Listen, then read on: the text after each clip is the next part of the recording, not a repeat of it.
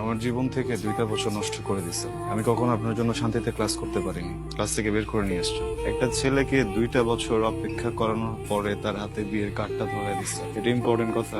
তাকায় আছেন কেন বলেন না? 2টা বছর ছটফট করছেন না কথাটা বলার জন্য? এর থেকে অনেক বেশি ছটফট আমি করছি কথাটা শোনার জন্য। আচ্ছা একটু বলেন প্লিজ, আমি শুনে এখান থেকে চলে যাবো, আমি কোনো সিন ক্রিয়েট করবো না। আমার দিকে তাকান। আমি তোমাকে ভালোবাসি।